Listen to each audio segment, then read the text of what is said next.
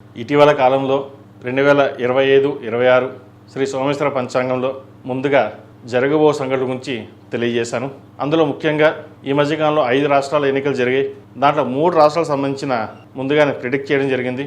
తమిళనాడు ఎన్నికల్లో విజయ్ యాత్ర కొనసాగిస్తారని, విజయ్ గారి జాతకం బాగుందని చెప్పడం జరిగింది. ఆయన ముఖ్యమంత్రి అవడం నిజంగా చాలా సంతోషకరమైన విషయం. విజయ్ గారికి నా శుభాకాంక్షలు. ఎంతో ఒక ప్రపంచాన్ని ఆయన సృష్టించారు. ప్రతి ఒక్కరికి ఆయన ఒక ఆదర్శంగా నిలిచి కష్టపడితే ఫలితం దక్కుతుంది అని నిరూపించగలిగారు. ఆయన అదేవిధంగా కేరళలో పినరేని విజయ్కు జాతకం బాగాలేదని, గ్రహస్తులు అంత అనుకూలంగా లేవని చెప్పడం జరిగింది. ఆయన ఓడిపోవడం జరిగింది. అదేవిధంగా వెస్ట్ బెంగాల్లో మమతా బెనర్జీ జాతకం బాగాలేదు, గత సంవత్సరం చెప్పిన దాంట్లో కూడా మార్పు లేదని చెప్పడం జరిగింది. మమతా బెనర్జీకి ఓటమి పాలు తప్పదని చెప్పడం బుక్లో రాశాము. బీజేపీ గ్రహతులు బాగున్నాయి అని చెప్పడం జరిగింది. వెస్ట్ బెంగాల్లో బీజేపీ పార్టీ రావడం జరిగింది. ఇవన్నీ మన పూర్వీకులు మనకు అందించిన శాస్త్రం ద్వారా ఈరోజు మనం చెప్పుకుంటున్నాం.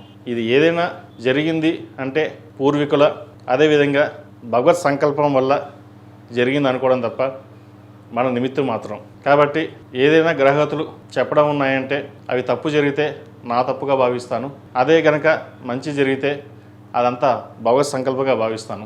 ఏది ఏమైనప్పటికీ ఈ 3 రాష్ట్రాల ప్రిడిక్షన్స్ చెప్పడం అనేది నా అదృష్టంగా భావిస్తాను. అవి ఫలించినందుకు నిజంగా చాలా సంతోషకరమైన విషయం. సర్వే జనా సుఖినో భవంతు, లోక సంస్థ సుఖినో భవంతు. ఓం శాంతి శాంతి శాంతి.